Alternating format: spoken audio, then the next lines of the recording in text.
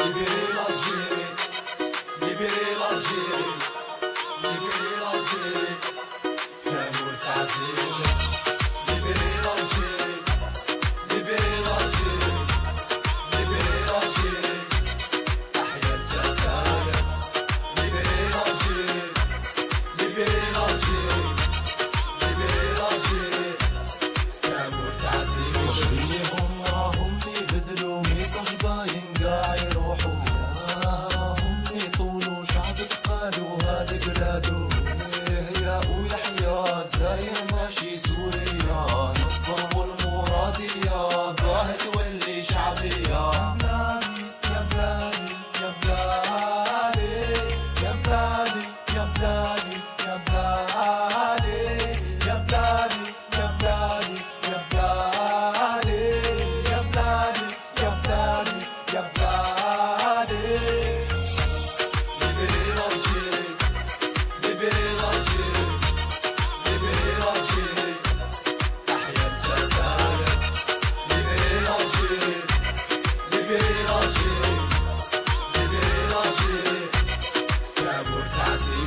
من على قالي تجمع الشعب والحكومه وقتاش يتصفى لحسن في بلادنا خرجه من الكوما ما حبيناش نشتغلوها والغيبوبه نتوما سبابه مع البال شدنا لهم كيما رضونا ومرضوها قالوا انتي مستعقله وخلي ولا فنيان لا باقاش واش يصيد بعدنا كلاقى على الخرفان خلاو الشعب مرمي في الطريق ويمشي حفيان شوفوا غير الكرسي معليش يجيبوا تاع عريان تاريخنا طويل ما نوفي باجا غلط اللي قال ولفنا الكاجا ليبرتي اي ما في لالجيري ما فيارتي سيو سكتوني الحق راه في بلادي اي مورتالي افي مورتالي افي مورتالي افي الحق راه في بلادي اي مورتالي افي مورتالي افي مورتالي افي Libérer l'Algérie, libérer l'Algérie, libérer l'Algérie.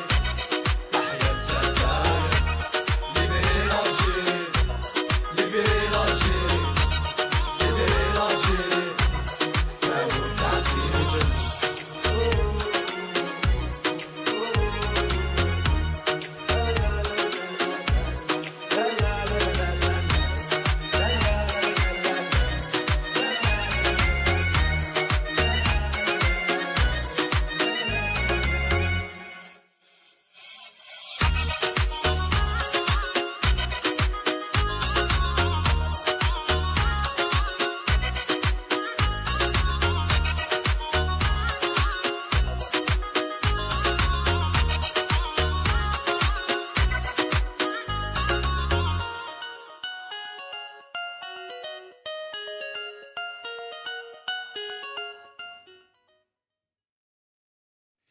Salam alaikum, Azruf Laouen, bonsoir. 11e vendredi de la mobilisation populaire, le long souffle du Hirak. Des millions d'Algériens sortis, encore une fois, partout en Algérie, dans toutes les villes, exprimer leurs souhaits et leurs demandes de Yitnhaou Ga'. Encore une fois, des slogans forts contre El Gaïd Saleh. Mais on essaiera aussi de voir le futur de ce Hirak, de ce mouvement qui est historique par rapport aux Algériens.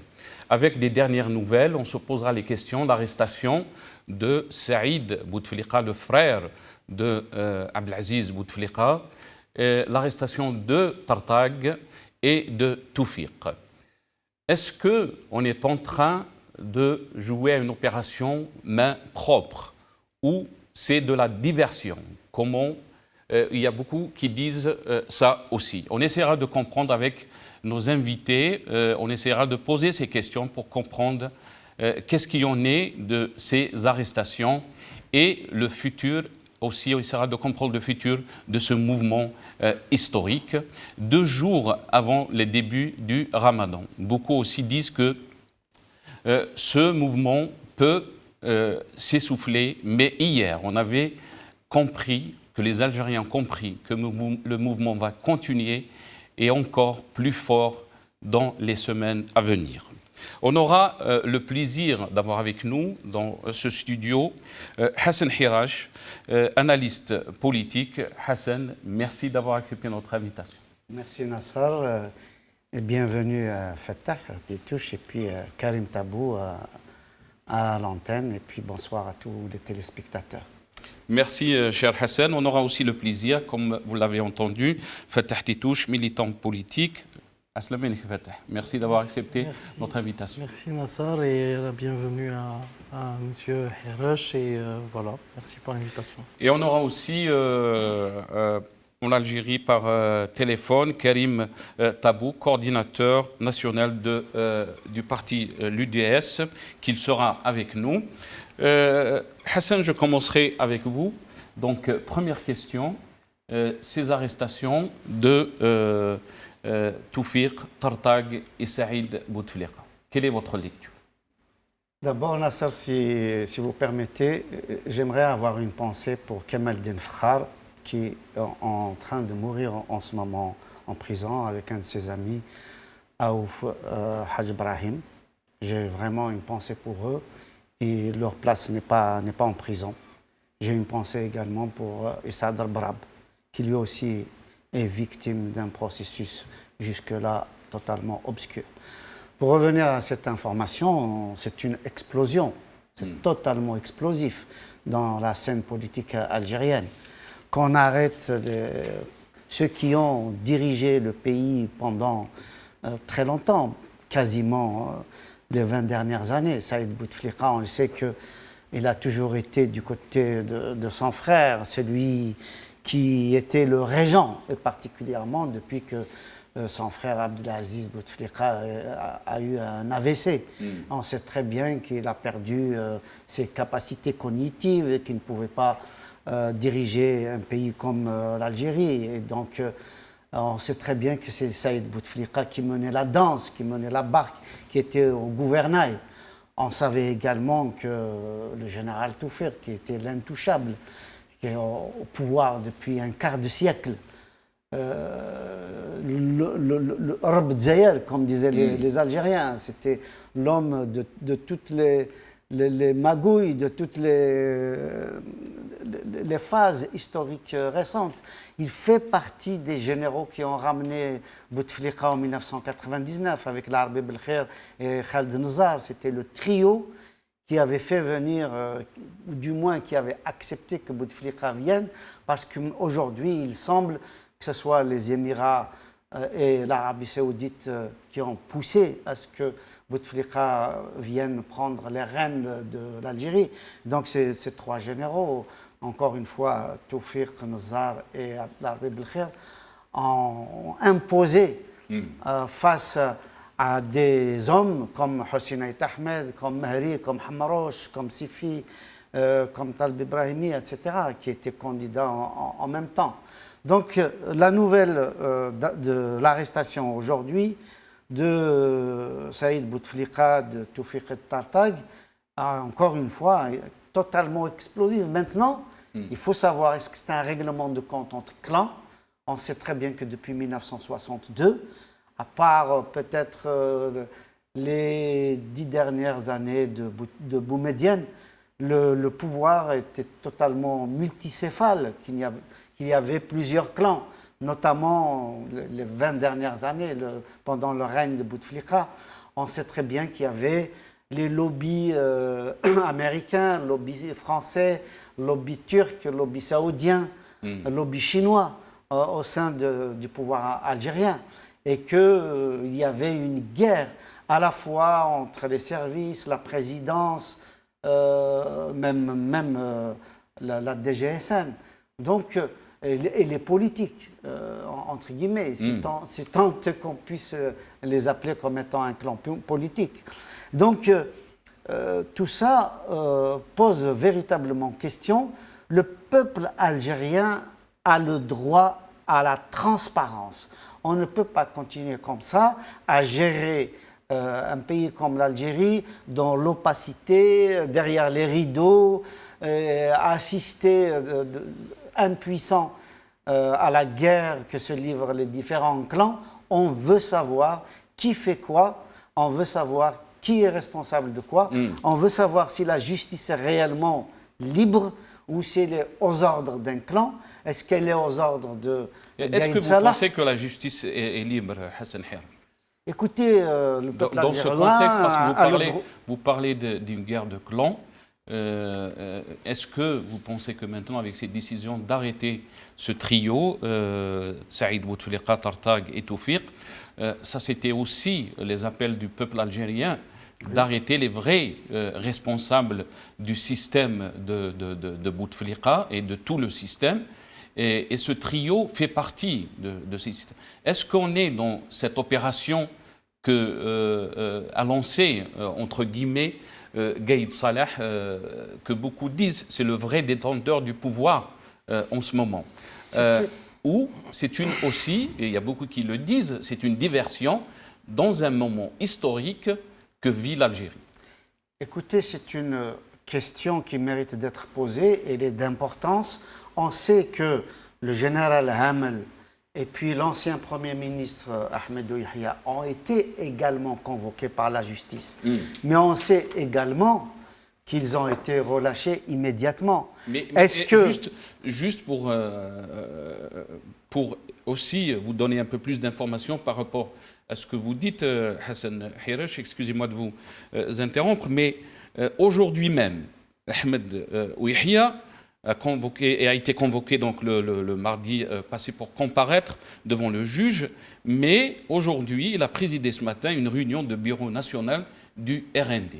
Voilà, c'est ça que j'étais en train de dire. Il se peut que Saïd Bouteflika, que les généraux Toufiq et Tartag leur arrive la même chose, c'est-à-dire on fait semblant de les faire venir devant le juge, mais ils ressortent, entre guillemets, blanchis. C'est une opération de communication et de façon de dire, voilà, vous voyez bien que le général Gaïd Salah est à l'écoute de la rue algérienne, à l'écoute du peuple, qu'il est là pour protéger le peuple, qu'il est là pour protéger le processus de transformation, de mutation vers une véritable démocratie. Ça peut être tout simplement un moment de communication. Donc maintenant, ce que le peuple algérien demande, et ce que nous, les observateurs, nous demandons, c'est qu'il y ait le maximum de transparence. D'abord, qui a diligenté ces interpellations? Est-ce qu'il s'agit vraiment d'arrestation ou d'interpellation? Quels sont les chefs d'inculpation? Et quels sont les procureurs et les juges qui s'occupent de ces dossiers-là? Jusqu'à présent, on n'a pas les noms des juges et des procureurs qui ont convoqué Yahya, qui ont convoqué Hamel, qui convoquent aujourd'hui Tartag, Toufiq, Saïd Bouteflika, qui s'occupe de ces dossiers-là. Nous voulons de la transparence. Le peuple algérien n'est pas dupe. Ce n'est pas pour cette raison qu'il va arrêter les manifestations hebdomadaires. Au contraire, je pense que les Algériens sont en colère, sont très en colère parce que Gaïd Salah ne va pas dans leur sens. Il est en train de faire effectivement soit de la diversion, soit seulement une opération de communication. Ce que demande le peuple algérien, c'est une véritable transition. Une transition qui soit en main, non pas des apparatchiks du pouvoir en place depuis des décennies, mais en main des fils et des filles de l'Algérie qui sont restés propres, qui sont restés en dehors du système. Et pour qu'il y ait juste deux mots, et pour qu'il y ait véritablement un passage vers une véritable transition, il est absolument important que le RND, que le FLN soit totalement écarté, que l'armée soit écartée, et que même les élections ne soient plus dirigées par le ministère de l'Intérieur, ne soient plus organisées par le ministère de l'Intérieur, mais par exemple par le Conseil des magistrats et par l'enseignement supérieur. Juste pour vous dire que le nouveau patron du FLN, Mohamed Jmi'i, apporte son soutien à Gaïd Salah. Juste pour votre information, Fatih Titouche. Hassan Hirash nous dit qu'il faut de la transparence dans cette affaire d'arrestation et que le peuple, il est dans une autre logique, une autre dimension. Il veut une vraie transition, un vrai changement du système. Alors, rien que le fait de se poser la question, est-ce que c'est transparent, est-ce que c'est vrai ou pas, nous donne la réponse, est-ce que la justice est libre ? La justice, elle n'est pas libre parce qu'on se pose la question justement de est-ce que c'est vrai, est-ce que c'est pas vrai, est-ce que c'est une pièce de théâtre ou pas. Alors la justice, elle n'est pas libre parce qu'elle est liée constitutionnellement. Qui est le président du Conseil supérieur de la magistrature? C'est le président de la République. Qui désigne les juges? C'est le président de la République. Supposons que moi j'ai fait du droit. Quelle est mon ambition, ma plus grande ambition? Ça serait de devenir juge. Comment pourrais-je devenir juge si je ne suis pas d'accord avec celui qui va me désigner? Donc, il y a un système qui crée du clientélisme, il y a un système qui crée de la corruption, il y a un système, et ce système-là, il est écrit aussi dans la Constitution. Donc cette justice, elle n'est pas libre aussi, parce qu'on ne lui fait pas confiance, parce qu'on n'a pas confiance dans cette justice. Dans n'importe quel pays démocratique, s'il y a une arrestation d'un criminel, d'un corrompu, d'un voleur, les gens ne se posent pas la question si c'est vrai ou pas. Les gens ne se posent pas la question s'il est coupable ou pas. Ils disent tous la même chose. Ils disent la justice, laissons la justice faire son travail. En Algérie, on est incapable de dire laissons la justice faire son travail. Gaïd Salah, en fait, a repris le combiné du téléphone que prenait Saïd Bouteflika et maintenant c'est lui qui appelle. Voilà, nous avons une justice aux ordres. Ne nous plaignons pas si demain, ils vont arrêter des opposants politiques. Si aujourd'hui, on dira à Gaïd Salah bravo de nous avoir débarrassés de ces gens-là, demain, il arrêtera un opposant politique, peut-être qui n'est pas consensuel, et d'autres vont dire bravo à Gaïd Salah et d'autres vont sortir dans la rue pour demander sa libération. C'est le Donc, cas pour Issa Darbrab. je ne sais pas. Moi, personnellement, je ne personnalise pas. Je pense que ni Issa Darbrab, ni Haddad, ni Saïd Bouteflika ne doivent être arrêtés. On doit les arrêter ou les empêcher de nuire. Si on a des preuves, qu'on soit transparent, qu'on nous présente les preuves, par exemple, parce qu'on a parlé des choses graves concernant Mohamed Mediane. On a parlé de trahison, qu'on nous donne des preuves. Ça, c'était le premier discours de Gaïd Salah. Exactement, qu'on rende public. Alors là, on rentre dans un autre registre. Si Mohamed Mediane détient ou arrive toujours à contrôler, même à la retraite, ça nous pose deux questions. La première, c'est oui, il faudra peut-être l'arrêter de nuire. La deuxième question, c'est que n'oublions pas le rôle de Gaïd Salah. Il est quoi, Gaïd Salah? Il est vice-ministre de la Défense, chargé de la sécurité. Si Gaïd Salah est incapable d'assurer la sécurité des manifestants, la sécurité des Algériens à l'intérieur et aux frontières, comment se prétend-il nous donner la feuille de route que nous devons mener tous pour une Algérie meilleure? Et donc du coup, moi je pense qu'il faudra continuer à demander une Algérie des institutions, d'une justice indépendante. D'une justice indépendante, et je vais finir peut-être par ça. La justice indépendante, ça serait quoi? Ça serait d'abord qu'elle soit constitutionnellement indépendante, que le président du Conseil supérieur de la magistrature soit élu par les magistrats eux-mêmes, qu'ils aient leur propre Conseil de magistrature. Après, pour tous les détails de comment ça va se faire et comment ça va s'articuler, on en parlera peut-être, mais quand après on aura une justice qui, par aussi les faits, va nous donner confiance, c'est-à-dire quand un ministre contre un chahabi simple, le chahabi peut avoir un gain de cause, ce jour-là, on commencera à faire confiance en la justice et on ne se posera plus la question si c'est vrai ou pas. Donc du coup, je pense que même tenter d'être content quand même que Saïd Bouteflika soit arrêté et que Mohamed Mediane soit arrêté, je pense qu'on ne doit pas se laisser berner par ça et on doit quand même continuer à dire à Gaïd Salah d'arrêter avec ses arrestations, de déposer le combiné et d'assurer notre sécurité et de laisser le peuple algérien mener sa transition et d'arrêter de mettre des bâtons dans les roues, parce que c'est exactement ce qu'il fait. Hassan Hiresh, hier, donc c'était le 11e vendredi, les slogans étaient très forts pour dénoncer El Gaïd Salah. Comme le vendredi 10, est-ce que vous pensez que maintenant on vit un bras de fer? D'un côté, l'état-major, El Gaïd Salah, et de l'autre côté, le peuple.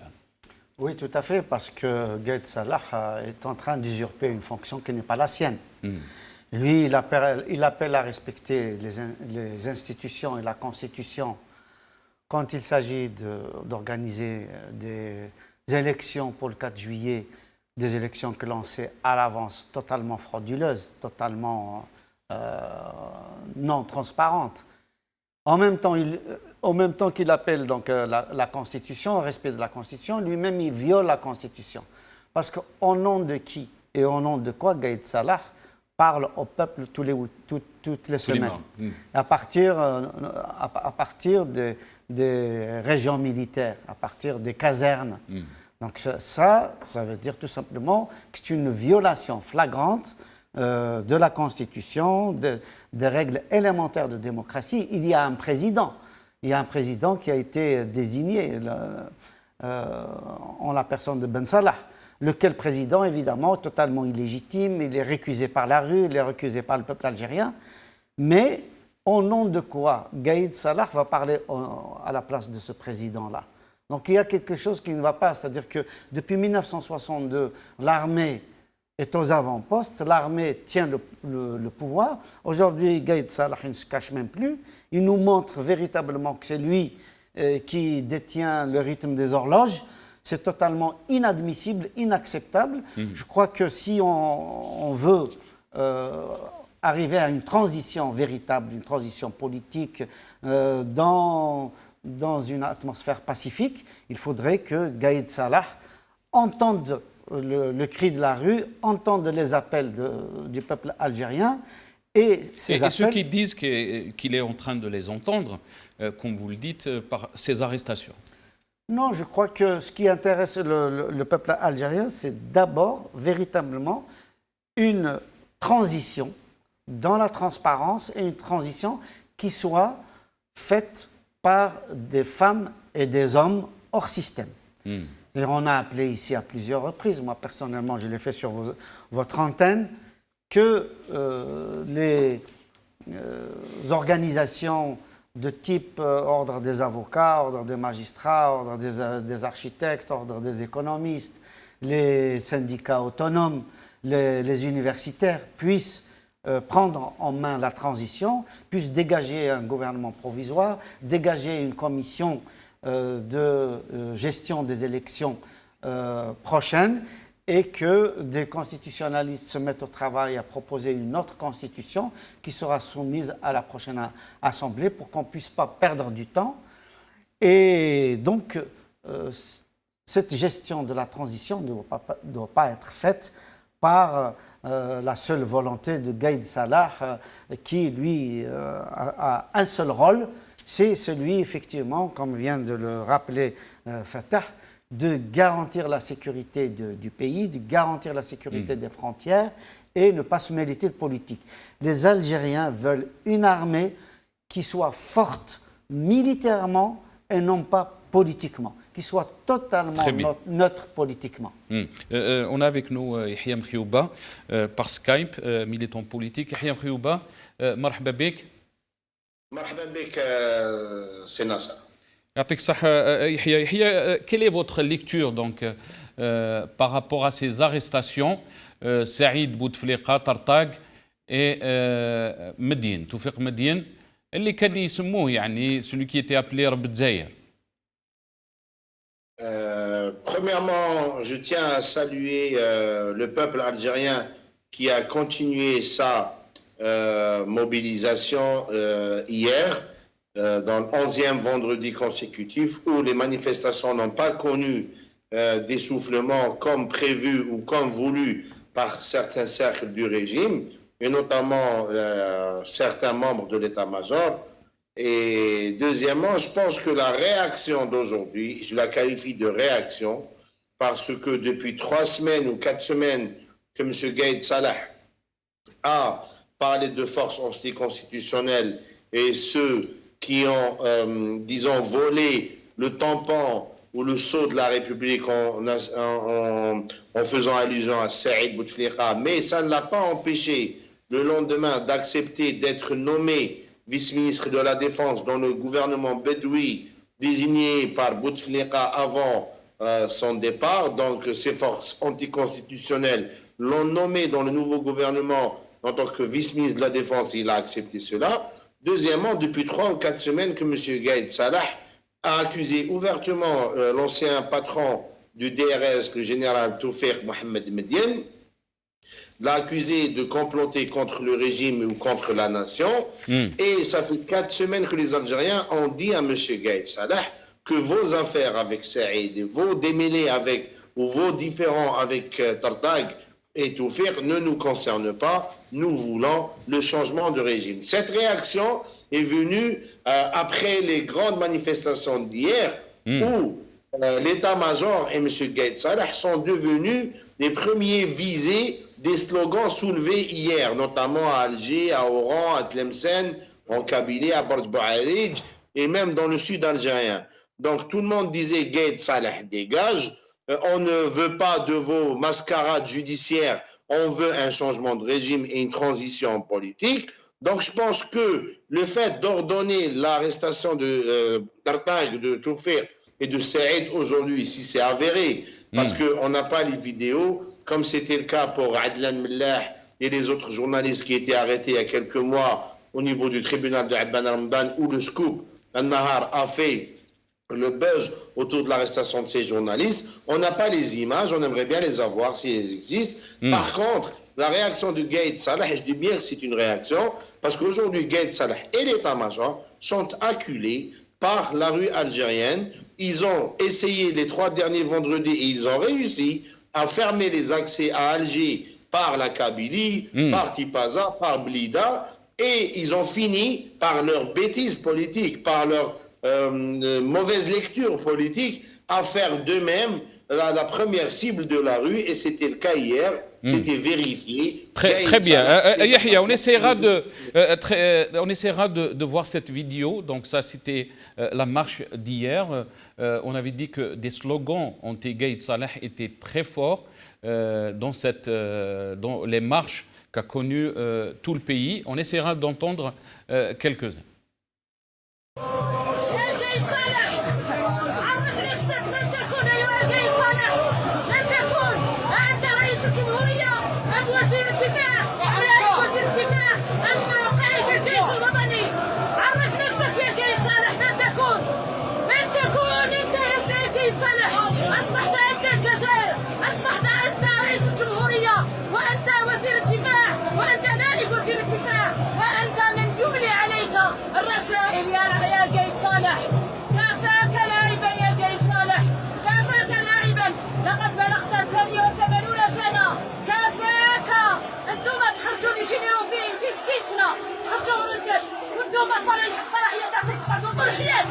وشنو هذا؟ هذا لعبة جزائرية، وش راكم؟ انتم الأغبياء، الجزائري ليس فيه غبي، الشعب هذا ماهوش غبي، لكن أنتم الأغبياء، انتم اللي تحطونا لوحدكم حتى رجعتوا تحت تاع الأمة العربية، وكامل اللي موضوعتي وليتوا تحت عليه، وليتوا لو كامل تحكوا عليه. Yahya Mkhioub, je reviendrai à vous. On entend le cri de cette femme algérienne, clairement contre El Gaïd Salah. من تكون يحيى مخيوبة؟ من أنت يا Gaïd Salah? من تكون sur le plan politique, il est qui, M. Gaïd Salah, pour ordonner à la justice d'ouvrir des dossiers de corruption, comme il le dit? Il est qui pour appeler les Algériens à participer massivement, comme il l'a fait il y a 2-3 jours, aux prochaines supposées élections présidentielles du 4 juillet, pour lesquelles il n'y a aucun candidat déclaré? Il est qui pour accuser les gens qui ne voulaient pas participer au dialogue de Ben Salah, pour lequel Ben Salah lui-même n'était pas venu? Il les accuse de trahison et de travailler pour un agenda étranger. Il n'est que le chef d'état-major de l'armée. Et le chef d'état-major de l'armée, M. Gaïd Salah, et ses amis au niveau de l'état-major doivent le comprendre. C'est des postes de hauts fonctionnaires. C'est des fonctionnaires chez l'État algérien, c'est-à-dire qui sont salariés chez le peuple algérien. Ils sont payés par les impôts directs et indirects, payés par la société algérienne, payés par les entreprises algériennes. Donc ils n'ont aucun rôle politique et surtout pas, ils n'ont aucun diktat politique à nous dicter. Maintenant, le pouvoir, on sait très bien que le pouvoir il est entre les mains de Gaïd Salah et de ses amis généraux de l'état-major. On n'aurait jamais voulu, moi-même personnellement, j'aurais jamais voulu Vous souhaitez arriver à ce point où la rue se fait une fixation, M. Gaïd Salah et l'état-major de l'armée. On aurait voulu que cette armée, et surtout son état-major, son commandement, soit assez intelligent pour comprendre le temps politique qu'on est en train de vivre, surtout depuis le 22 février, et accompagner la population algérienne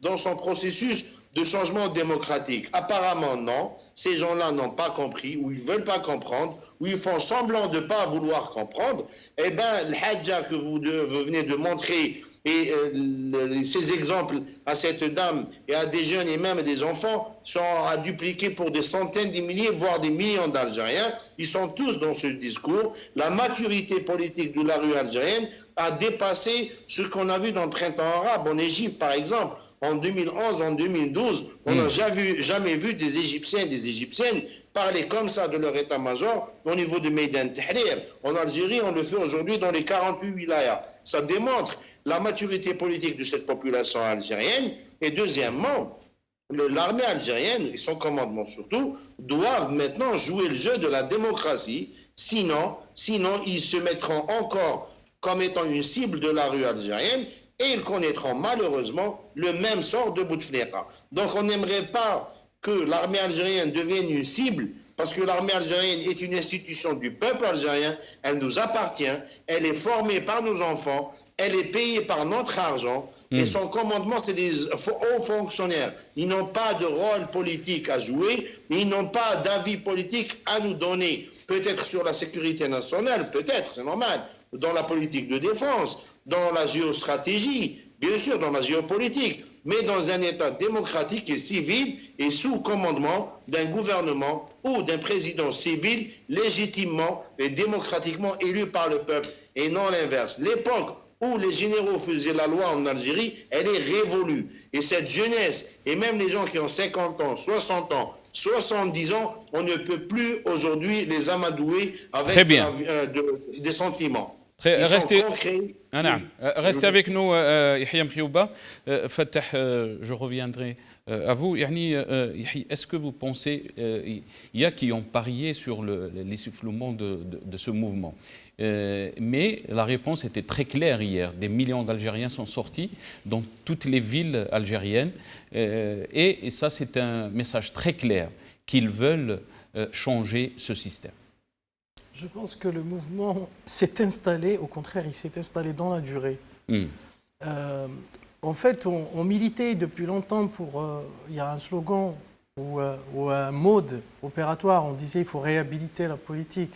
On faisait de ça une priorité. On disait qu'il faut d'abord réhabiliter la politique au sein de la société algérienne pour pouvoir militer contre ce régime. La politique est réhabilitée non pas que dans la société, dans les cafés, dans les foyers. Les gens parlent politique à la maison. Des parents avec leurs enfants. Les réseaux sociaux sont devenus la grande télé de tous les Algériens. Et et Ramadan qui arrive, c'est encore une meilleure... Moi, je le vois, je vois comme ça. Je prédis que pendant Ramadan, il va y avoir des assemblées. J'imagine que dans la grande poste, quand les gens vont sortir des mosquées et tout, ils vont se rencontrer, ils vont discuter de quoi? Ils vont discuter de politique, ils vont discuter de ce qui se passe dans le pays. Je pense qu'elle s'est inscrite dans la durée aussi parce que tous les gens, et il faut le dire qu'on a coupé les bras, on n'a pas laissé les partis politiques travailler, les militants s'adressaient à tous les Algériens. Il y a beaucoup de gens qui ont appris pendant 2 mois ce qu'était réellement le régime, qui ont appris aussi ce qu'étaient les libertés, ce qui était parler avec d'autres Algériens. Le khawa-khawa, il ne vient pas de nulle part, il vient parce qu'on a appris et on a acquis une conscience politique grandissante, parce que cette conscience politique, elle ne fait que grandir. Il y a 3 semaines, il y avait quelques Algériens, il faut l'avouer, il y avait quelques Algériens qui accordaient un peu de crédit à Gaïd Salah en tant que chef de l'état-major, etc. Et tout. Ces Algériens-là, ils lui accordaient de crédit parce qu'ils ne voulaient pas lui faire un procès d'intention. Donc du coup, ils nous apprennent même à faire les choses. C'est-à-dire, vous nous dites que vous voulez restituer le pouvoir au peuple, faites donc. Parce que nous ne voulons pas rentrer en conflit avec l'armée. Maintenant, vous avez arrêté tous ces gens-là, la Issaba, la pègre, vous l'avez arrêté. Alors restituez maintenant le pouvoir au peuple. Restituez le pouvoir au peuple. Et appliquer l'article 7 et 8 de la Constitution. Déclarer la transition, déclarer le début d'une transition réellement indépendante de tout ce régime-là et rentrer dans la caserne et puis assurer la sécurité de cette transition. Si vous voulez rentrer dans l'histoire, Monsieur Gaïd Salah, alors assurez la sécurité. Ne dites plus aux Algériens qui sont en danger quand ils sortent dans les manifestations. Ne les faites pas peur. Ne leur dites pas qu'il y aurait je ne sais quelle menace sur eux. Faites le travail. Dites aux Algériens, le rôle en fait du chef de l'état-major, c'est de s'adresser aux Algériens et de dire, moi en tant que vice-ministre de la Défense, en tant que chef d'état-major, je vous dis, faites, construisez votre pays, je vous protège, l'armée vous protège. C'est cela qu'on attend de Gaïd Salah. Très bien, Fatah. Je pense que avant de passer à vous, Monsieur Hassan Hirache, on me dit que Karim Tabou est avec nous. On a du mal à l'avoir. Apparemment, le réseau est très mauvais. Karim Tabou, Azul Fellak, bonsoir. Bonsoir aux invités. Est-ce que vous m'entendez bien, Karim Tabou? Oui, d'accord. On a beaucoup de mal à vous entendre. Je pense que la communication est mauvaise. Hassan Hirache, on essaiera de rétablir la communication avec Karim Tabou. Hassan Hirache, la mobilisation reste intacte. 11 semaines après, beaucoup, ce qu'on appelle Doubab électronique, disait que c'est une question de semaines, peut-être ce mouvement va s'essouffler. On est à 2 jours du mois de Ramadan. Mais cette mobilisation reste très très forte. Qu'est-ce que vous en pensez? Oui, parce que tout simplement, le peuple algérien, il sait ce qu'il risque de perdre au cas où il s'essoufflerait, où les manifestations s'essouffleraient. Le peuple algérien a vécu vraiment dans la misère, dans la marginalisation, dans l'exclusion, dans les... Comment dire, dans une situation totalement injuste. Il ne faut pas oublier que jusque-là, des journalistes, des universitaires, des travailleurs, etc., ont été mis en prison pour un oui ou pour un non, ont été torturés, il y a eu même des assassinats, il y a eu depuis 57 ans une politique de destruction massive en Algérie. L'enjeu est très fort et très grand. L'enjeu est considérable. Les Algériens savent ce qui ne doit plus se reproduire. Donc, c'est plus jamais ça. Ils savent très bien que s'ils s'arrêtent, s'ils lèvent le pied, eh ben, il peut y avoir reproduction de scénarios, des scénarios qu'on a connus en 62, qu'on a connus en 65, qu'on a connus en 80, qu'on a connus en 92, en 2001. Et pourtant, Hassan, on a essayé de déstabiliser ce mouvement avec des manipulations. On a essayé aussi de créer la division entre les Algériens. Mais jusque-là, les Algériens restent unis. Il y a une intelligence collective aujourd'hui en Algérie. Et cette intelligence collective fait que, on l'a bien vu avec des femmes de foyers qui sortent, on a vu des jeunes qui sont quasiment adolescents ou jeunes adultes qui tiennent absolument le même discours. Quand dans tous les pays, dans 48 wilayas, sur l'ensemble du territoire, on a à peu près les mêmes slogans. C'est-à-dire que les apparatchiks du pouvoir, les oligarques qui ont conduit le pays à la catastrophe jusqu'à aujourd'hui, eh bien, ceux-là, ils n'ont plus le droit à la parole. Et c'est une invention algérienne, c'est extraordinaire. Parce qu'on va vous montrer après une vidéo qui a été tournée au Chili, des Algériens, dans une montagne à 2500 mètres. Ils ont répété ce slogan, mais je vous laisse continuer. Oui, c'est l'écho. L'écho traverse l'ensemble de la société, traverse l'ensemble des territoires, montagnes, déserts, plaines, hauts plateaux, etc. Les Algériens sont aujourd'hui rassemblés comme un seul homme. Et aujourd'hui, encore une fois, il veut passer aux choses sérieuses. Et pour passer aux choses sérieuses, c'est-à-dire la gestion de l'économie, c'est-à-dire l'éducation, la santé, c'est-à-dire tout simplement la lutte contre la corruption, la formation des jeunes, des moins jeunes, la sécurité dans la rue, la sécurité des biens, des personnes, la décentralisation, passer à un autre régime, parce que jusqu'à présent, c'est Alger qui décide pour Adrar, pour Constantine, Oran, Tizi Ouzou, etc., pour Biskra. Ça, je crois qu'ils n'en veulent plus. Les Algériens veulent être acteurs chez eux, dans leur pays, veulent être acteurs au niveau local, régional, national. Et jusque-là, qui les empêche, eh ben, c'est le système en place, un système centralisé, un système opaque, un système broyeur des énergies, un système qui exclut, qui marginalise, un système injuste, un système où la justice ne peut pas travailler, les universitaires ne peuvent pas travailler, les médecins ne peuvent pas travailler. On a vu sur vos antennes combien tous les corps de métier ont été tabassés, ont été mis en prison. On a vu les médecins, comment ils ont été traités. On a vu les enseignants, comment ils ont été traités. On a vu les syndicalistes autonomes, comment ils ont été traités. On a vu les revendications Amazir, comment ils ont été traités. On a vu comment le Mzab a été mis à feu et à sang. On a vu comment, tout simplement, des gens comme Kamal Dinfrar, qui peuvent apporter une solution au pays, ont été mis en prison. On a vu comment des gens qui peuvent aider justement à transformer l'économie algérienne comme Arbrab, ils ont été empêchés de travailler, on l'a empêché d'investir, on l'a empêché tout simplement de créer des centaines de milliers d'emplois. Il avait proposé la création d'1 million d'emplois sur 10 ans en créant le port de je ne sais plus quelle ville. Cap Ginette. Cap Ginette, je crois, oui, absolument. Donc on l'a empêché. On a utilisé le fisc, la justice, etc., comme étant des moyens de coercition et non pas, au contraire, des moyens, tout simplement, de l'État pour aider l'Algérien à investir, pour aider l'Algérien à aller de l'avant. On a tabassé tout le monde, étudiants, enseignants, paysans, etc., jeunes et moins jeunes.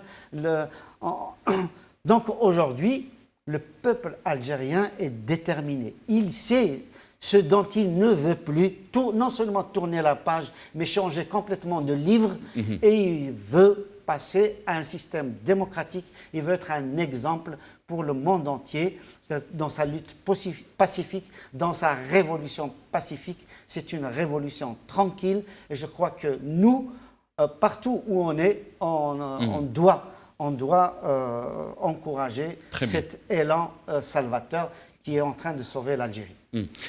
Si je reviens à Yahya Mkhiyouba, il y a beaucoup qui disent que le Hirak doit sortir des personnalités, il faut qu'il y ait des initiatives, sinon on aura des problèmes à long terme à motiver les gens. Est-ce que vous pensez que c'est le moment et que le Hirak, ce mouvement, a pris de l'ampleur et il ne va pas s'arrêter? Je pense que l'ampleur est là. Pour que le mouvement s'arrête, je serais vraiment étonné que ça se fasse. Mais des représentants de cette révolution pacifique ou du Hirak, comme vous dites, on a du mal à dégager des gens sincères, des gens crédibles pour représenter ce mouvement-là. Et là, ça démontre la faillite, la faillite organisée aussi de la classe politique algérienne, où les gens n'arrivent pas à s'entendre et n'arrivent pas à travailler ensemble. Il y a eu plusieurs initiatives politiques, il y a eu des initiatives de la société civile notamment aussi, mais on n'a pas vu le personnel politique, disons lourd, suivre ce genre d'initiative. Mais malheureusement, on a vu les partis ou certains partis politiques dits d'opposition se rassembler à Baba Hassan chez Cheikh Jaballah et nous proposer une commission nationale de surveillance des élections. Comme si que les Algériens et les Algériennes sont sortis en millions dans la rue algérienne pour demander des élections transparentes, et comme si qu'en Algérie on n'avait qu'un problème de transparence des élections et qu'il n'y avait pas de problème de liberté, il n'y avait pas de prisonniers politiques, il n'y avait pas de réfugiés politiques, et il n'y avait pas aussi la même mise de l'état-major de l'armée et des services de sécurité sur la vie politique. Donc, et aussi, en plus, il y a l'héritage des années 90. On a eu des vieux réflexes où des islamistes ne pouvaient pas travailler avec des laïcs, ou des laïcs, surtout, hein, je m'excuse, mais j'ai eu à le vérifier à Alger, surtout à Alger, le microcosme algérois, qui parfois se croit représentatif de toute l'Algérie, et notamment de l'Algérie profonde, n'arrive pas à dépasser les clivages ou les cloisons politiques mis par le régime et l'ancien DRS durant les années 90 et dire moi celui-là ou celui-là je ne peux pas travailler avec eux. Je pense que le Hirak va dégager ses propres représentants. Il y a des avocats, il y a M. Karim Tabou, c'est des jeunes, il y a M. Bouchachi, il y a je ne sais pas, les gens parlent de Ahmed Talib Brahimi, parlent de Bembito. Je cite des noms comme ça en vrac. Il y en a dans l'Est algérien où on parle souvent de l'ancien président Yamin Zaouad pour diriger une période de transition. Mais il y a ceux qui disent aussi, il y a ceux qui disent que le Hirak, on a vu quand même une intelligence politique, on a vu des slogans qui peuvent former un programme politique. Cette jeunesse, elle est merveilleuse. C'est nos dirigeants politiques et surtout ceux se réclamant de l'opposition qui ne sont pas à la hauteur aujourd'hui, ils ne sont pas à la hauteur de cette rue, ils n'arrivent pas à s'entendre, ils n'arrivent pas à s'écouter, à parler ensemble. On a vu Bali Benflis, je le cite, excusez-moi, et Mokri sursauter même après l'annonce ou l'appel de Gaïd Salah au dialogue et sans poser aucune condition. J'ai vu M. Bouchachi, il était très intelligent, dialoguer avec qui et pour aller vers quoi et pourquoi surtout. Si on doit dialoguer avec Ben Saleh, il n'est pas question. Si on doit dialoguer avec Bedoui, il n'est pas question. Et surtout si on doit dialoguer autour d'une commission nationale d'organisation ou de surveillance des élections, il n'en est pas question. Parce qu'en 90 et en 91, durant les législatives et les communales, quand le régime n'avait pas l'intention de frauder, notamment sous le gouvernement Hamrouch et après sous le gouvernement Ghazali, on n'a pas eu besoin d'une commission nationale de surveillance des élections. C'est le ministère de l'Intérieur de l'époque qui avait organisé les élections et qui avait donné les résultats qui n'étaient pas truqués. Donc, organiser des élections libres, et je parle bien de libres, ce n'est pas une question de commission nationale, c'est une affaire de volonté politique. Et dans tous les pays du monde, c'est le ministère de l'Intérieur qui organise les élections. Donc cette utopie de faire croire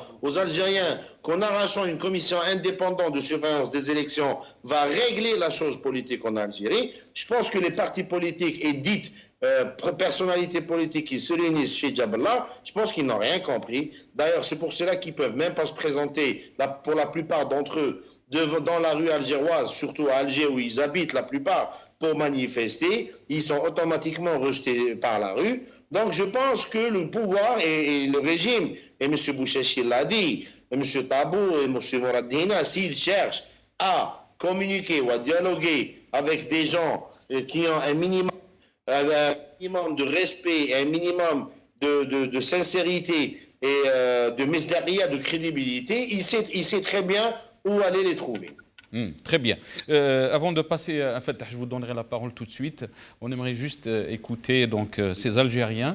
Donc ça, c'était pendant la marche d'hier, avec un niveau exceptionnel, un niveau extraordinaire, un niveau politique, une conscience politique qui démontre que ce peuple est dans une autre dimension. Comme le dit Yahya Mkhiyouba, on écoute cet Algérien. يجينا على فرنسا وهذا اللباس اللي راكي لابسه تشوفوا في الولايات هذه راه تاع خاوه حنا كاع 48 ولايه خاوه معنيت بهذا المعنى وهذا القياد هذا اللي رانا دايرينه راكم قيدين الجزائر طلقوها شويه طلقوها من 62 ما حبيتوش تطلقوها من 62 نتوما مقيدينها طلقوها نحوا لها شويه سلاسل هذوما ماذا بكم وطلقوها خلوها تمشي حره هذا وين بدينا نحسوا بلي رانا حرين في بلادنا والسلام عليكم ان شاء الله هاي تقول لك شعبيه من الجزائر وقليله انسانه قليله ما عنديش بابا وزير ولا بابا جنرال انا نقول لك غير ما كان له تنومينا في منامك باسكو تنومينا التالي تاع الجزائر يمحيك من الاخر تحيه الشعب تحيه الجزائر الله يحفظك Khawa Khawa, Talgo Dzaïr. Fatah, je reviens à vous. Vous voulez rebondir sur ce qu'a dit Yahya Mkhiouma? Oui, surtout aussi sur la question que vous avez posée, qui est très pertinente, très importante. Je pense que c'est la question à se poser, c'est l'avenir de ce mouvement, comment aussi le baliser, comment aussi prévenir de ce qui peut arriver. Parce que, en fait, si on avait beaucoup de temps, on a énormément d'initiatives, on pourrait même mettre sur la table toutes les initiatives, aller dans des élections pour choisir d'abord l'initiative, puis après la mettre en œuvre et tout. Sauf qu'on joue contre le temps parce que le régime aussi essaye de proposer des initiatives, etc. Est-ce que c'est contre-productif? Parce que c'est, comme vous le dites, le régime essaye de mettre en place des initiatives, alors que le peuple, il est dans une autre dimension. On l'a dit, le slogan, le fameux slogan, il veut changer de livre, pas de page, comme l'a dit Hassan Hill. Le régime, il peut y répondre. Il peut sacrifier toute la façade, le régime. Il peut aller vers le sacrifice de toute la façade, de tous les éléments qu'on connaît. Il peut les sacrifier et il peut nous ressortir d'autres. Ce n'est pas ça. Si on va s'arrêter à... Parce que le Yitnahaouga, il faut rajouter ce qu'a dit Sofiane. Je le dis avec son prénom. Il a dit Tnahi pion, trja pion. Voilà ce qu'il a dit, Sofiane. C'est-à-dire que quand vous m'enlevez quelqu'un et vous me remettez quelqu'un d'autre que je ne connais peut-être pas, mais c'est le régime qui reste. Donc, je pense qu'il est temps de donner aux Algériens une solution visualisable dans laquelle ils peuvent se projeter. Sur une solution à laquelle ils vont s'accrocher, qui vont revendiquer, qui vont s'approprier, puis qui vont demander à mettre en place. Il faut sortir, moi je le pense, ça c'est mon opinion, là où je ne suis peut-être pas d'accord avec Yahya, c'est qu'il faut sortir de la personnalisation. Il faut sortir des personnalités. Il faut du contenu politique, se mettre d'accord sur le contenu politique. Quand on se met d'accord sur qu'est-ce qu'on va faire, parce que moi, à mon avis, la question qui importe peu ou vient en second, la vraie question c'est quoi? Qu'est-ce qu'on doit faire? Qu'est-ce qu'il va y avoir dans la période de transition? Quelles sont les garanties? Sortant de la confiance, je ne peux pas rentrer dans le cœur de qui que ce soit pour savoir s'il est vraiment sincère. L'intégrité ne se mesure pas. Combien même on peut regarder le parcours politique de l'homme et dire que de toute façon, on n'a rien. N'oublions pas que le régime en place avec la police politique et avec toutes les lobbies qu'il a, il peut aussi mettre la pression sur ces personnes, il peut les menacer dans leur intégrité physique, dans leur famille. Donc du coup, je pense, et là moi je veux adresser, moi personnellement, et là c'est un avis personnel, je veux m'adresser à la société civile. Il faut qu'elle prenne ses responsabilités. Les syndicats autonomes, toutes les organisations, il faut qu'ils prennent leurs responsabilités. En Tunisie, c'était la société civile qui a pris ses responsabilités. Je veux voir une marche de médecins avec des blouses blanches. Je veux voir une marche de médecins avec des avocats, avec des étudiants de toutes les corporations et qu'ils prennent leurs responsabilités, qu'ils nous sortent un conseil de transition. Très bien. Composé de plusieurs personnes qui eux-mêmes peuvent désigner une instance avec des garanties qui restituent le pouvoir au peuple, que ces gens-là, pourquoi c'est la société civile et pas les partis politiques? C'est une question de conflit d'intérêts aussi.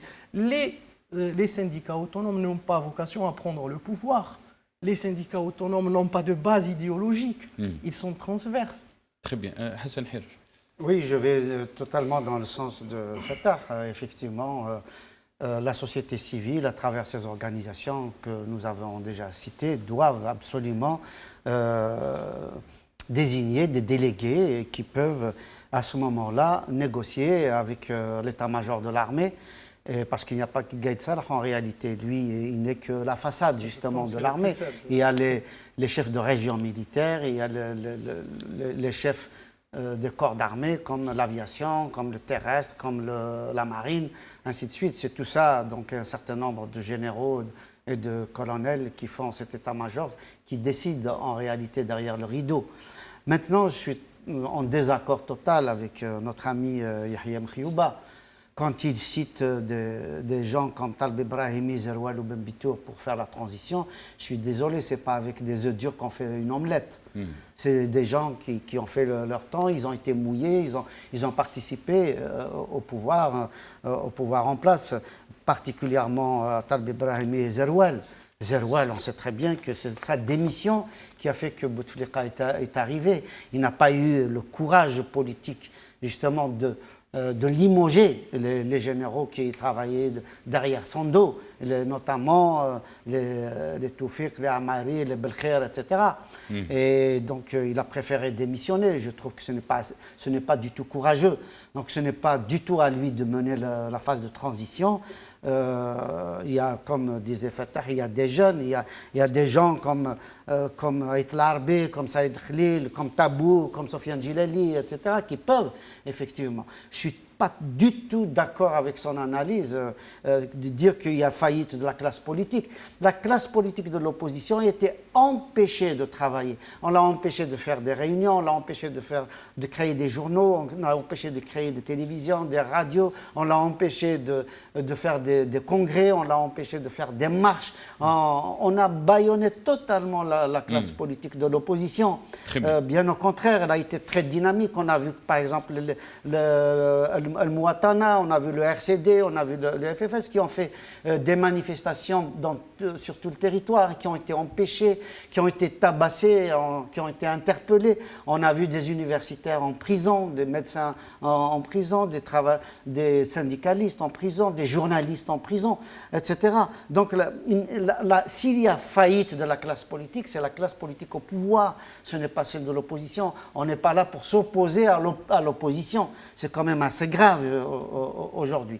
Donc, ce que attend la rue, ce qu'attend le peuple algérien, c'est la transparence dans les décisions qui sont prises, la séparation totale des pouvoirs, la possibilité, tout simplement, à cette société civile de s'organiser et de prendre les rênes du pouvoir.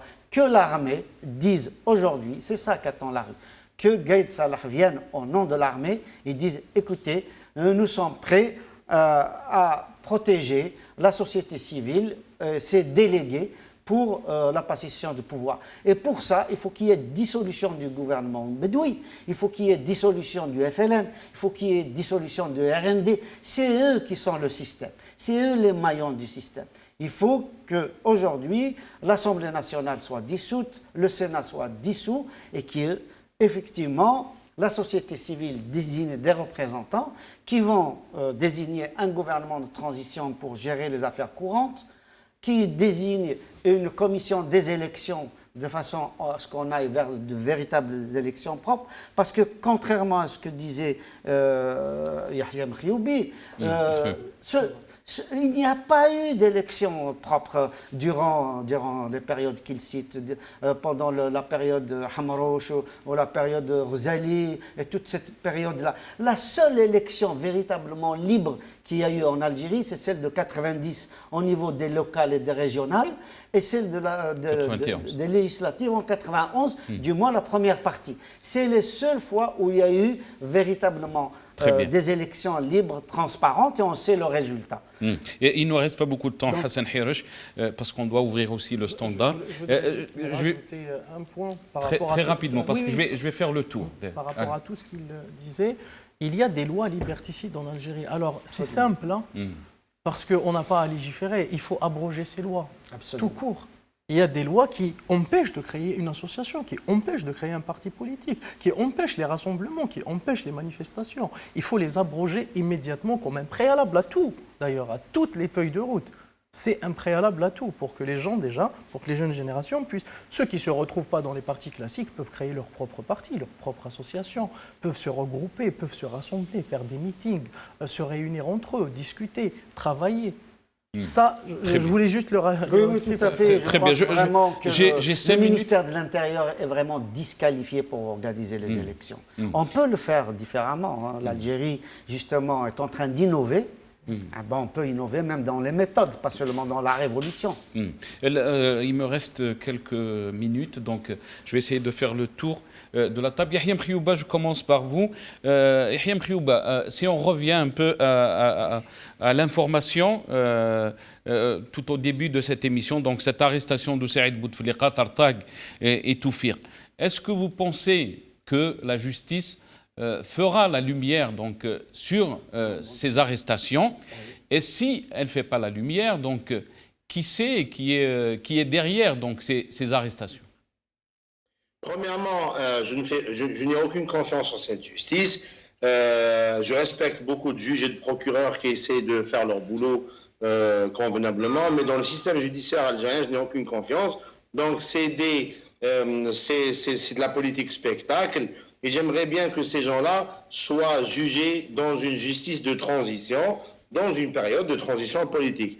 Par contre, j'aimerais revenir sur 3 points, parce qu'on m'a reproché beaucoup de choses. Très rapidement, Yahya, très rapidement, parce qu'on doit ouvrir le standard. J'ai bien dit que c'était une faillite organisée, c'est-à-dire que cette classe politique, si elle en est là aujourd'hui, elle est victime d'un système totalitaire, premièrement. Deuxièmement, quand je cite des personnes à titre d'exemple, j'encourage personne, mais si on se met encore dans l'idéologie, parce que Ahmed Taleb Ibrahimi est d'essence ou de connivence islamiste, je pourrais vous dire aussi que Bembito était ministre en 97, qu'il a cautionné la fraude électorale, que M. Sofiane Djilali était au Conseil national de transition en 93 et qu'il a cautionné le coup d'État de 92. Donc si on s'arrête sur ces points idéologiques et historiques, on n'avancera pas, M. Hiraj. Donc il faut dépasser ces cloisons idéologiques des années 90 que le peuple algérien a dépassé dans la rue algérienne. À Alger et dans toutes les wilayas, les barbus et les femmes voilées et non voilées manifestent ensemble. Donc il faut arrêter avec ce cloisonnement idéologique. La dernière chose, quand j'ai dit qu'il y a eu des élections propres, vous vous contredites, M. Hiraj, parce que les élections locales de 90 étaient organisées sous le gouvernement de Hamrouch. Et les élections, le premier tour des élections législatives, 26 décembre 91, c'était sous le gouvernement Ghazali. Très bien, Yahya. Ma'alish, Yahya, sinon on va dans une autre direction. Vous avez répondu, vous avez eu le droit de répondre. Maintenant, sur mes questions, très rapidement. Alors, les arrestations, c'est des arrestations spectacles. Moi, ça me fait plaisir. Ça me fait plaisir de voir ou d'entendre aujourd'hui, avant de mourir, que Toufir est arrêté et questionné devant la justice. Mais Yahya, si c'est une question de plaisir, aussi, Yahya, il a été convoqué mardi dernier, et il a comparu devant le juge, et aujourd'hui, aujourd'hui, il a présidé ce matin une réunion de bureau national du RND. C'est pour ça que je vous ai dit, M. Nassal Djoudi, c'est de la politique spectacle. On a vu la même chose en Égypte. On a vu même Hosni Moubarak rentrer en prison et être jugé dans une cage et ressortir après et aujourd'hui témoigner contre le président élu, Mohamed Morsi. C'est pour ça que moi, les militaires, quand ils commencent à faire la justice de téléphone, moi je ne les crois pas et je ne leur donne aucune crédibilité. C'est pour ça qu'on doit rester mobilisé pacifiquement dans la rue algérienne. Merci beaucoup. Fatah. Oui, je le rejoins là-dessus. Il faudra pas... Enfin, il faut régler les problèmes à la racine. Qu'est-ce qui fait que cette justice, on ne lui fait pas confiance? Donc, il faudra aller revendiquer une justice indépendante et sortir de cette personnalisation à outrance de la politique. Par rapport à l'avenir du mouvement, je pense que Ramadan a hijib al-baraka parce qu'on va vraiment, et il faut y aller maintenant, à faire et on aura le temps, parce qu'avant on n'avait pas le temps vraiment, on n'avait pas le temps de se rassembler tous les soirs, etc. Ramadan, c'est une habitude, c'est une culture. Tout le monde sort le soir, ça serait l'occasion que les gens puissent se rassembler 1 heure ou 2 de politique chaque soir pour discuter. Il va y avoir forcément des solutions qui vont sortir aussi des citoyennes et des citoyens algériens. Et je pense qu'en termes de maturité politique, ils ont donné un peu des leçons à tout le monde. Très bien. À la classe politique et à tout le monde. Hassan Hirj. Oui, d'abord, je ne peux pas accepter les propos de Yahya Mkhiyouba parce que je ne vois pas qu'est-ce qu'il y a d'idéologie dans ce que je disais, à savoir Très bien. que la si on peut dépasser que la transition se fasse par la société civile.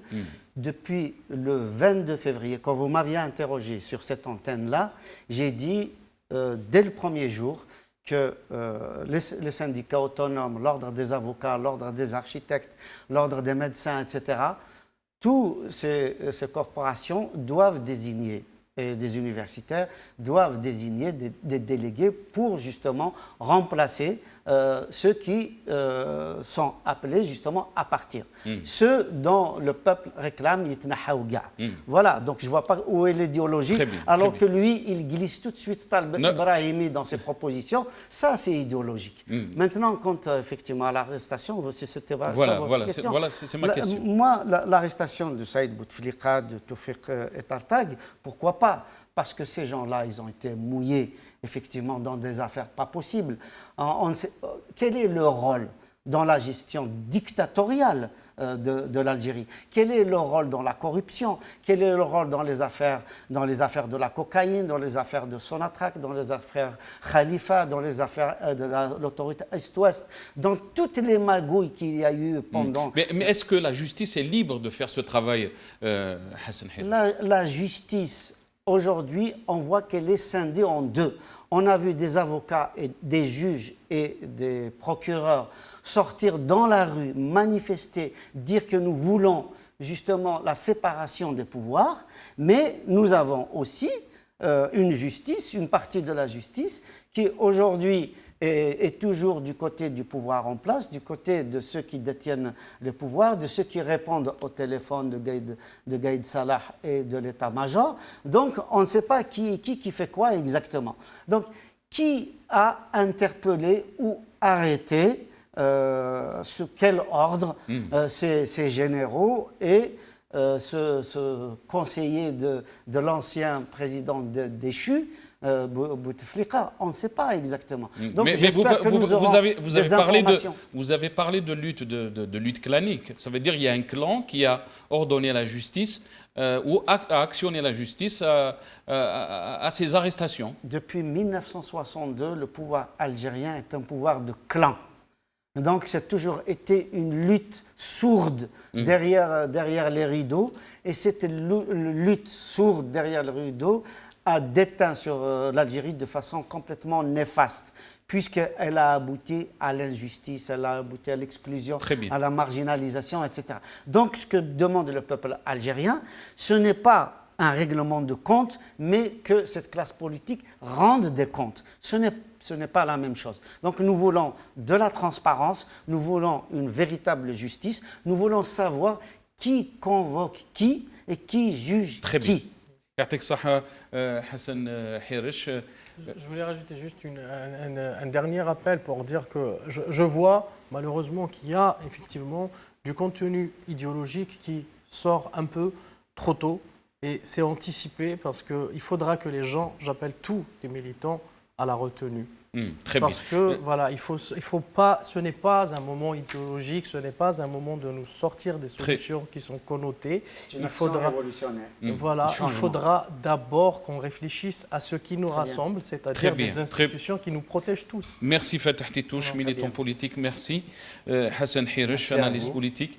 Et merci à Yahya Mkhiyouba, journaliste et militant politique qui était avec nous en Skype. Dommage qu'on n'a pas eu Karim Tabou. Le réseau était très mauvais, mais on va ouvrir le standard maintenant. نفتحوا الستاندار حبينا نسمعوا منكم انتم الجزائريين الجزائريات كيفاش راكم تشوفوا الحاله هذه دو جور من قبل رمضان يعني الجمعه 11 le 11e vendredi tous les Algériens étaient يعني sortis en force pour dire non à ce régime, pour dire يتنحاو كاع.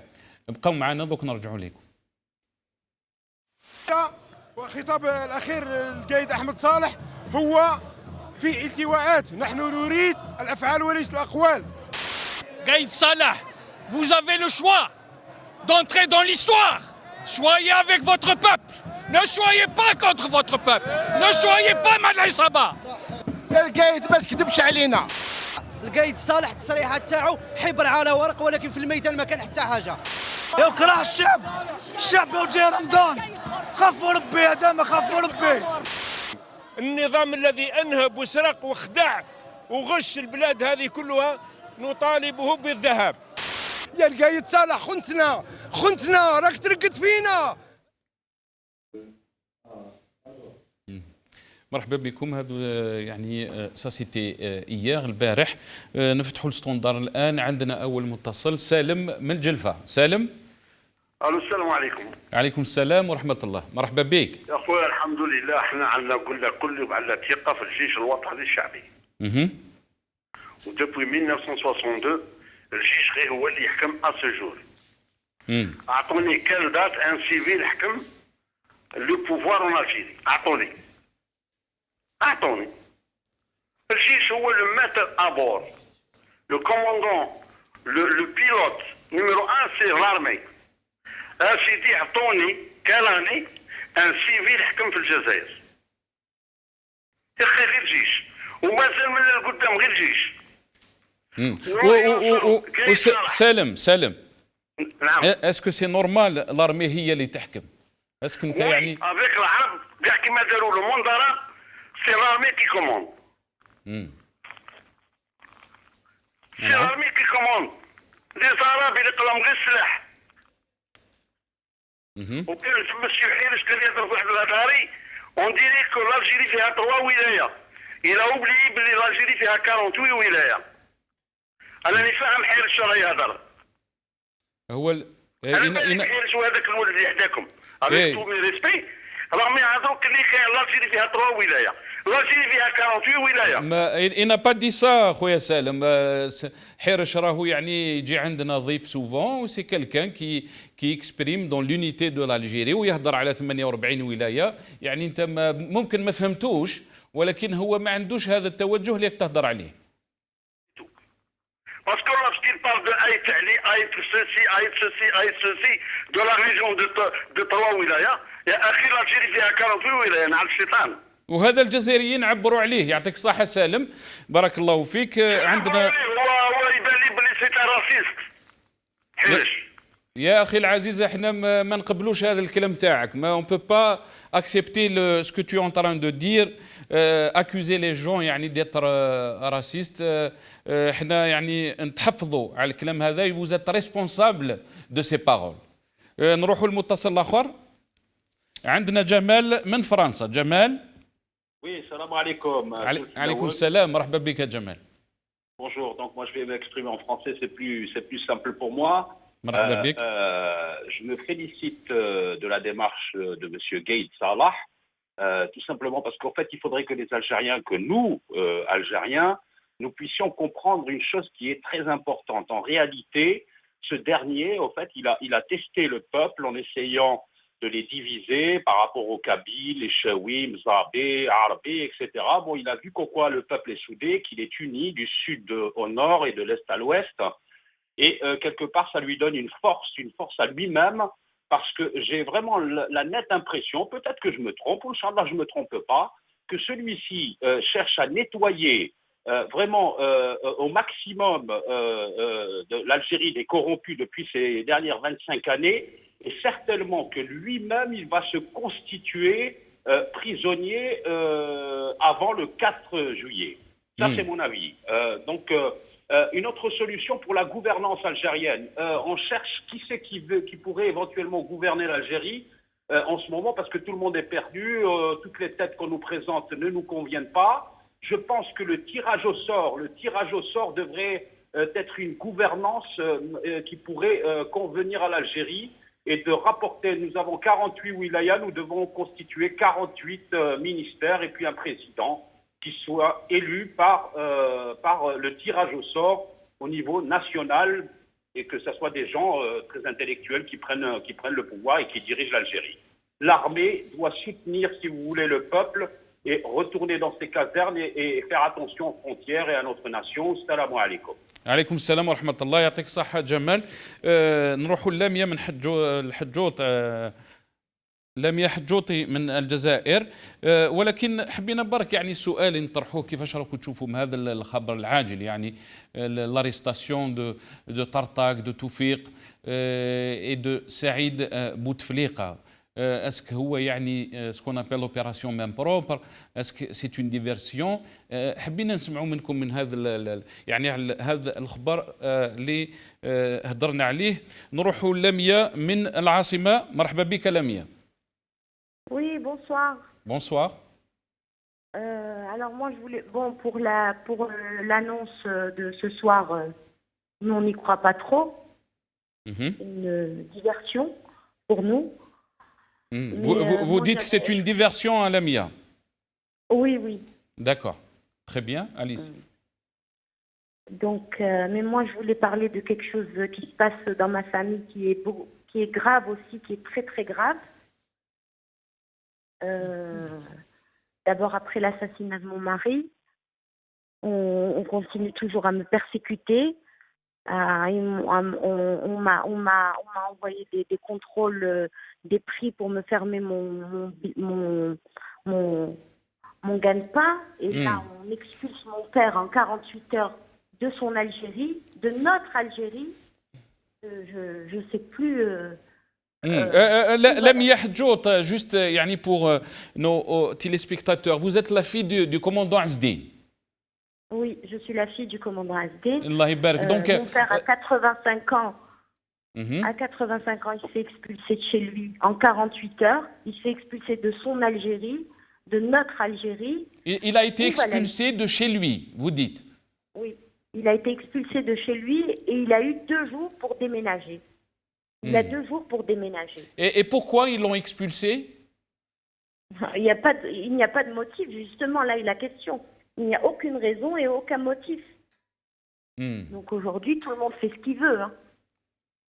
Est-ce que vous pensez que c'est un règlement de compte par rapport à ses positions ou... Ah oui, mais bien sûr que c'est un règlement de compte et on est persécuté tous les jours, que Dieu fasse. Et donc, je voulais même en parler parce que mon père est malade, il est fatigué, il a donné de son sang pour cette Algérie. Et aujourd'hui, il est expulsé comme un malfrat, comme un voyou. Donc, c'est très important que le peuple algérien sache.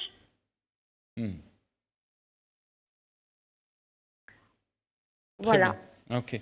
Yatek Saha Lamia Hadjout. Merci beaucoup d'avoir été avec nous dans l'émission. Donc, je viens de vous dire que c'est Lamia Hadjout, c'est la fille du commandant Azdin. Son père il a été expulsé. Il a l'âge de 85 ans. On lui a donné 2 jours pour quitter son domicile على حسب بنته يعني لميا حجوط. نروحوا للمكالمات. شعبان من الجزائر. شعبان شعبان فقدنا شعبان. نروحوا لسامية من الجزائر. سامية مرحبا بك. Oui, oui. Là, يسلمك. Bonsoir. Bonsoir. Bonsoir à tout le monde. Oui. تفضلي سامية, vous êtes en direct. C'est à quel propos, quel sujet, de quel sujet? Bon, moi, je voudrais intervenir justement sur le sujet du commandant Azdin. Moi, j'irai plus loin. C'est que bon. Par rapport au Hirak, yani, qu'est-ce que vous pensez par rapport à ce mouvement? Donc hier, c'était le 11e vendredi. Qu'est-ce que vous en pensez? Est-ce que vous étiez d'or? Samia? Est-ce que vous êtes avec nous, Samia? نروحوا لأحمد. أحمد اللي معانا. أحمد.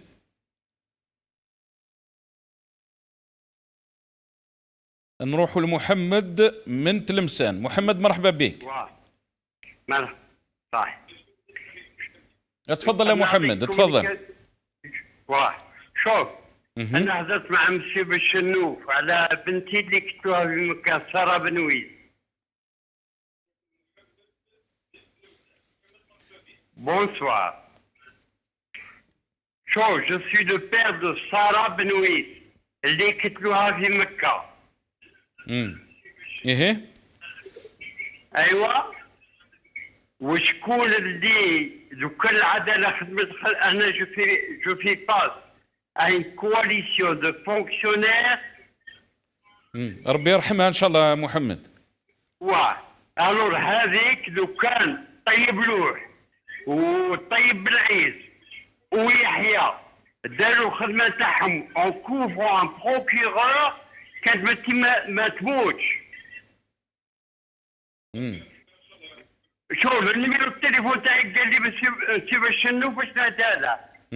يعني انت راك تقول يا محمد باللي ما عندكش ثقه في العداله الان، هذا واحد اللي حبيت تقول؟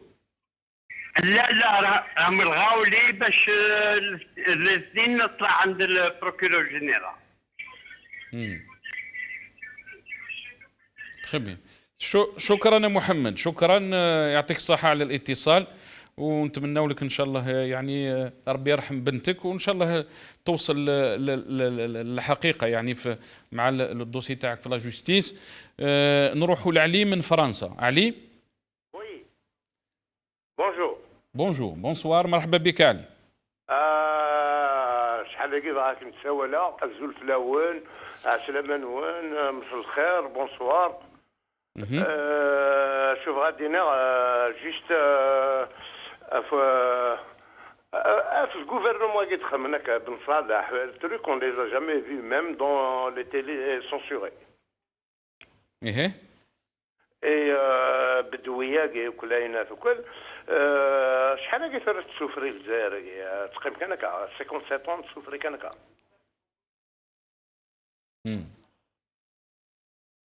Vas à télévision complètement جمال. نعم علي. نعم ما بغى ذاك التلفزيون كومبليتمون جو لي اونليفي. صحيت علي. نعم يعطيك صحة علي. نروحوا لرباح من الجزائر العاصمة. رباح. نعم السلام عليكم. عليكم السلام، مرحبا بك. سمعنا من التليفون رباح. ايه وجا شغلي في الجماعة. صحيح تجمع سامعيني. عندك التليفون. كان لون نفكر اليوم الجواب في لي زاريستاسيون اللي رانا ساكي في الجزائر في كايت محيد هناك. هذاك تسلغي التليفون وي هذاك تذكروا لي زاريستاسيون اللي انا في التوفيق تايد بوتفليقه ذاك بارتاي ويجي بغا كان هذا خدمنا بارسلين ايوا كني كيد ادن له هنا طفنتين باش نقدر الحكومه عسكريه يقفزاني 62 رسقات. الور ماذا بيا الشعب اللي في قاوكي وما كيضرون وباش دير الولهاينه ورسمح سيسالا من الشغل كنت اللي ديجا دي لا مارش نصف الجزائر اللي نكر العباد ديك الشمال باش خدمن لا كومباني بور لارمي الى عسكري وكان ديك الشمال الكل شغل يقول نقبل على كل شيء باسكو نبغى ان سيفيل يقول المنظم اريدين يقرا يفهم اما قار اري يسلحون ثمور سوا لا ترانزيسيون غادي نسمع يكون الناس اوطونك دي سيتوان ذا شي توالي قابل باللي اذا قد يود سواء اون بريزيدونس 3 من 5 سنين اري يسلحوا لا ترانزيسيون اونتر 3 موا 6 موا باش بريبارين لا كوميسيون دي بريباراسيون دي زيليكسيون يوكل الفوط اللي عندي يسوى تجديد. اما وين نتفقن ولا القايد صالح اللي كومبليس دون تو لي كوربسيون يقدروا يزيدوني. اون 2008 لا قائد الاركان نتاعي قال لي حضر لا بيتيني لا كونستيتيسيون اون 2014 يحضر نوسنا خدمنا بلي الدوسي وري صحيت ربح صحيت يعطيك الصحة ربح تنمير فيك. محمد من مستغانم. محمد. الو السلام عليكم. عليكم السلام، مرحبا بك يا محمد. يا اخي عندي سؤال فقط اذا اردت. نعم تفضل اخي. هل هناك مصدر رسمي يتكلم عن القاء القبض عن السعيد والتوفيق وطاطاق؟ انا اظن انه لا يوجد حتى الان مصدر رسمي.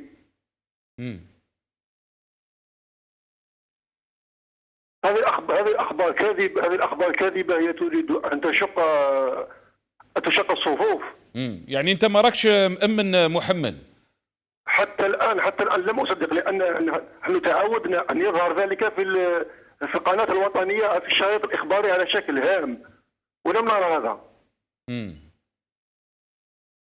انا ارجو ان تتتبعوا الخبر، وعندما تنقلون الاخبار ان تتاكدوا من مصداقيه الاخبار، لانها ستساهم في بث اخبار كاذبه التي تشوش على الثوره. نعم. وشكرا. يعطيك الصحة محمد، بارك الله فيك.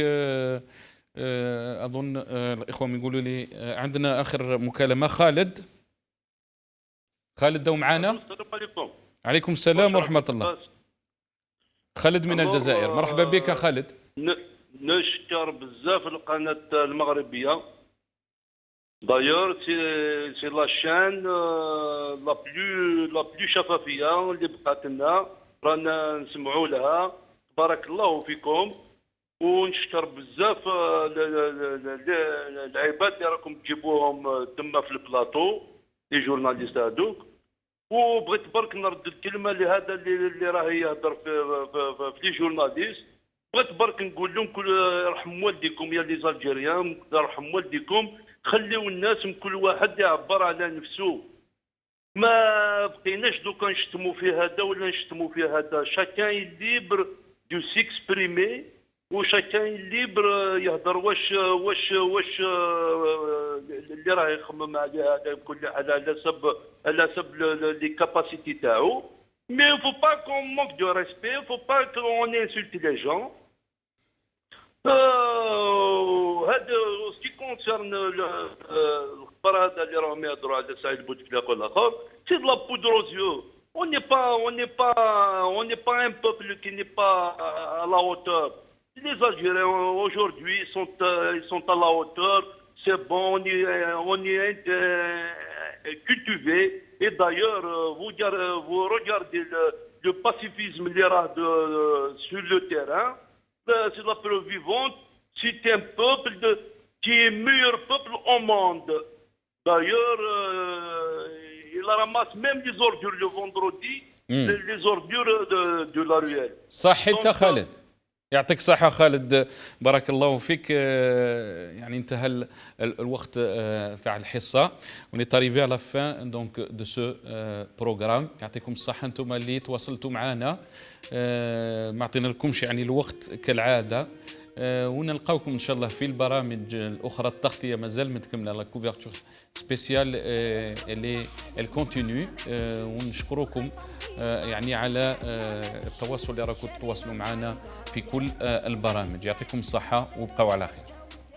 وما يرحمش الخمسه ماكلات، صحتكم ما نطوات، معول تخلطها وتخلي فيها غير الفتات، القميمه ما نسات، كبدتها اللي نشوات، 10 سنين تيروريزم وزدتو 20 ما كفات، زوالي ولد بلاد جدو في جدي عليها مات، يا الخاين لاقت بك من يدك هربت ما ولات، تروح وقاع تطير وقاع ويبقى غير الحجر في القاع، يا مالك الضيبع بقرت لي تمام تنباع، توكسيك توكسيك راها توكسيك، الحالة مخلطة ويقول لي خديك من البوليتيك، توكسيك توكسيك راها توكسيك، تتنحو قاع بيك من غير بوليسيون باسيفيك، يا بنتي ما نهناش ملكية ما نبراش، واش ما خسرناش، في دربة العياش شاربة ما تعياش، عبادي ما تفراش، يا بنتي ما نهناش ملكية ما نبراش، واش ما خسرناش، في دربة العياش شاربة ما تعياش، ولاش سماحولاش.